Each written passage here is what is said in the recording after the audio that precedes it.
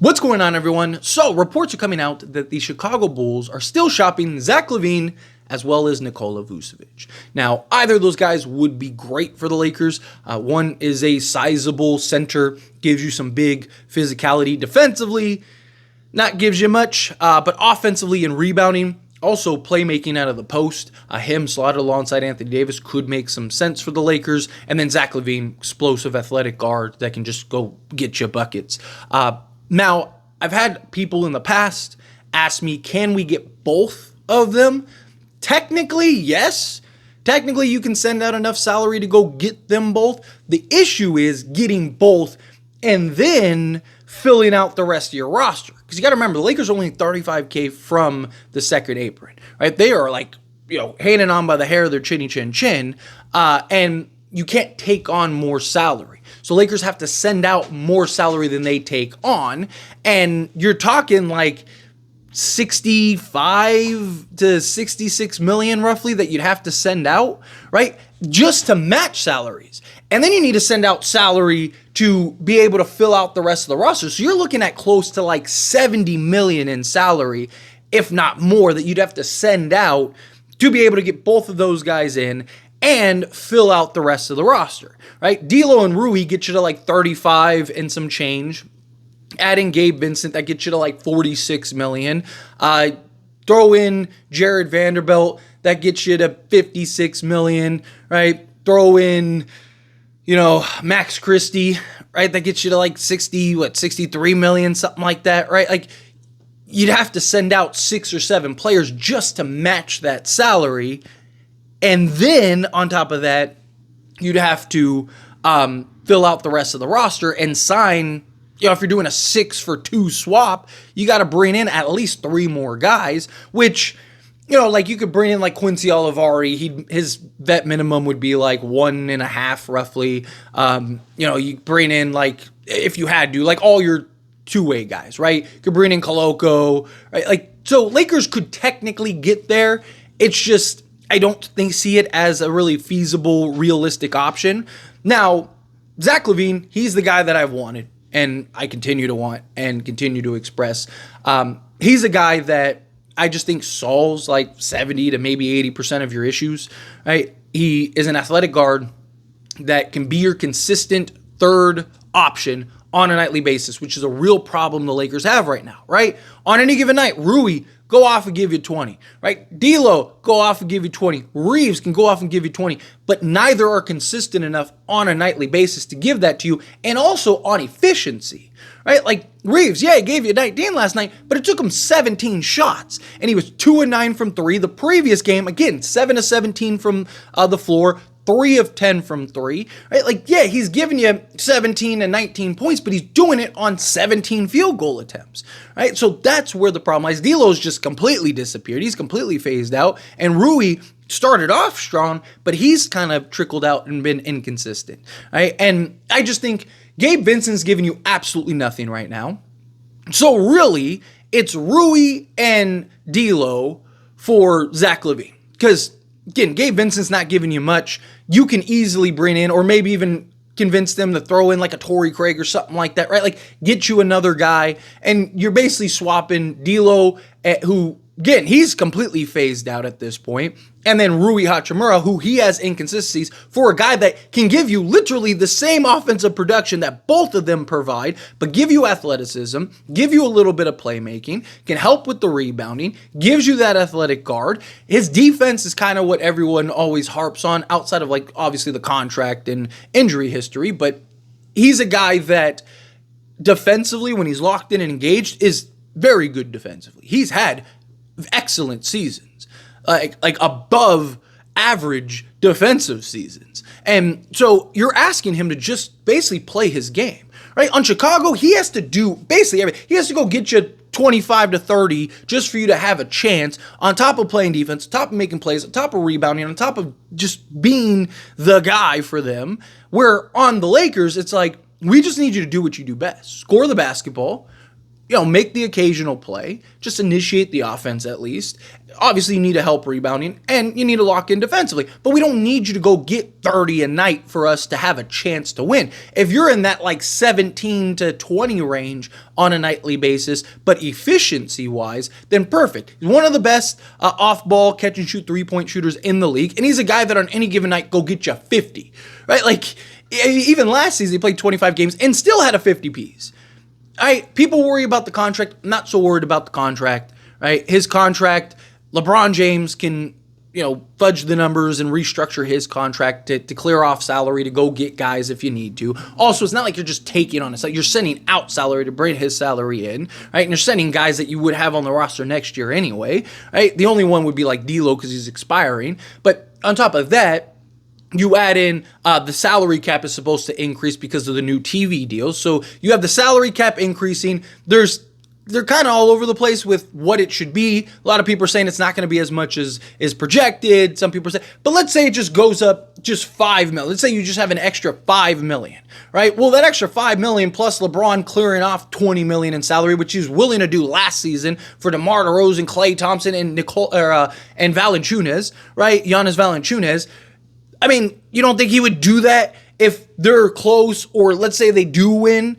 Right? No, I do think that you need Zach Lavine and another piece. Like I said, maybe you can get them to give you a Torrey Craig and then go pull off a deal for a Walker Kessler.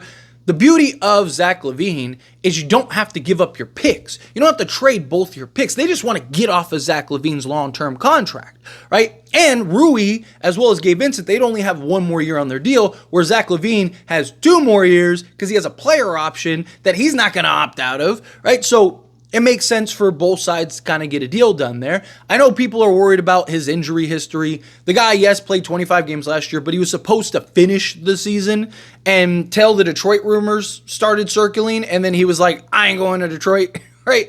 And then all of a sudden he had to have surgery, and even the Bulls were like, what? You have to have surgery? When did this happen, right? He just didn't want to go to Detroit. You look at the previous seasons, played 77 games, 67 games, I think it was 59 games, 62 games, something like that off the top of my head. Basically, he's averaging about 65 games a season, which that's kind of the league standard, right? I mean, the NBA even said if you want to get accolades, you have to play at least 65 games. Why? Because that's the average that stars are playing in today's NBA. They're playing around 65 games, right? And it takes so much pressure off of LeBron, takes so much pressure off of Anthony Davis. Now, if, what if you had Zach Lavine last night instead of, D'Angelo Russell, who basically gave you nothing, and Rui, who didn't even play, right? It's a very different scenario. Now, as far as Nikola Vucevic, again, I like him. Gives you size, gives you rebounding, gives you some floor spacing because he can knock down the 3 ball. He's not he's not like Karl Anthony Towns level, but he can knock down the 3 ball. Gives you scoring around the rim and on the interior, right? Guy that can make plays out of the post. He's making $20 million. He's averaging this season 21 points, 11, just a hair under 11 rebounds, and just a little under 4 assists. With the Lakers in this style of offense, I do think he would thrive. I do think he'd make a lot of sense. If you can't I'd still want Walker Kessler because Vu is 34, but he does kind of fit LeBron and AD's timeline, and he has one more season on his contract, right? So you could probably get him pretty cheap. Right, just kind of get him off the books. And you could do something like a D'Lo and JHS or something, and boom, there you go. There's Nikola Vucevic, right? Especially if you don't have to give up picks. And then you still have Rui, Vando, Max Christie, Gabe Vincent, and all these other things to go make other moves. I don't hate it. However, he doesn't give you the interior defense that you need, right? He's not a good defender by any stretch. If you just look at his stats, right, the guy seems solid, right? He's giving you a couple blocks, right? He can, as long as he's not on an island, he's actually good at kind of cleaning stuff up, right? If we can funnel the offensive player into him, he can clean it up, right? But it's when guys get blown by and now he's there by himself. He's not good enough to protect the rim like an Anthony Davis would, or even a Walker Kessler. Which is why I like the idea of Walker Kessler. And the problem that the Lakers have is they have Austin Reeves, and you probably trade D'Angelo Russell, but your guards are constantly getting blown by, right?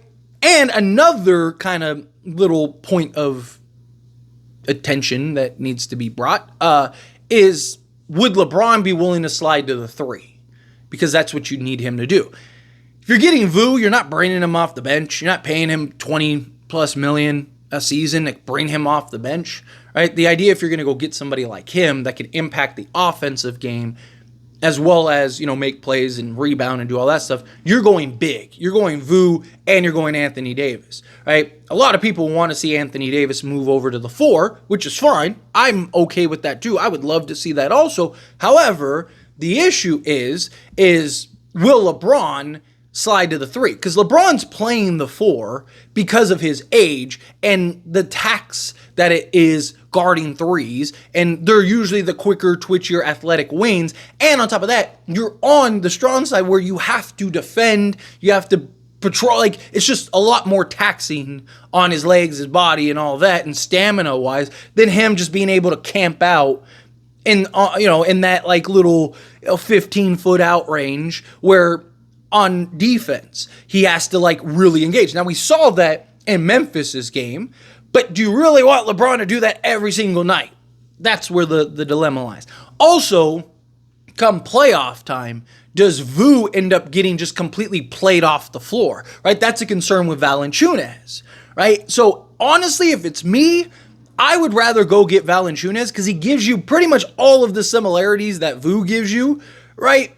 But you can bring him off the bench and it's justified. He's came off the bench for New Orleans. Not just that, he's making 10 million compared to 20 million, right? So like, I think if it's Vu or Valanciunas, whichever guy you think is better, I just think Vu makes more sense. Age-wise, all that stuff, pretty similar. Skill set-wise, right? Vu's a guy that could, Valanciunas is a guy that could stretch the floor. He's a guy that can make plays out of the post. He's a guy that can, operate. You can dump the ball down to. He can make some plays, right? Like, they have a very similar skill set, right? I think Vu is better overall. However, I just think one is 10 million, one's 20 million, and I don't think the gap is that far, right, for what the Lakers need.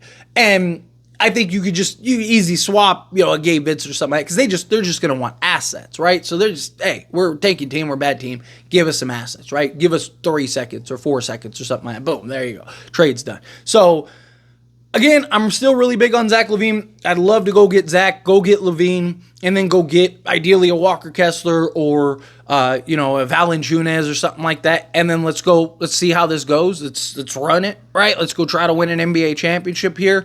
Vu, if you told me tomorrow that the Lakers traded for him, like, I wouldn't be upset about it. I wouldn't be like, oh, what are the Lakers doing? I'd be stoked. I definitely think he makes us better. I definitely think he's a real impact guy. A guy that give you 20 and 10, that would be huge, right? Especially as like your third guy for the Lakers, and he can do it consistently on a nightly basis. Like, that would be massive for the Lakers.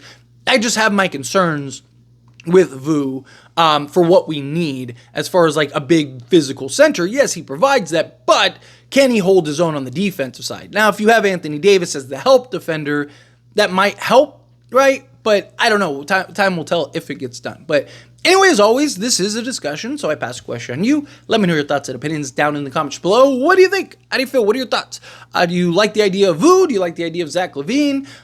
Who would you prefer? Do you think, like, go get Zach and then get a Kessler or get a Valanciunas? Do you think, just stay away from both? Look elsewhere, Colin Sexton and a Walker Kessler, however you feel, whatever your thoughts are. I'd love to hear it, so let me know down in the comments below. That being said, if you haven't liked this video, hit that like button. Helps me a lot. So we enjoy these types of videos, and I truly appreciate it. Not subscribe channel, hit that subscribe button. Turn on the bell notifications. Appreciate y'all. See you in the next one. Thank you.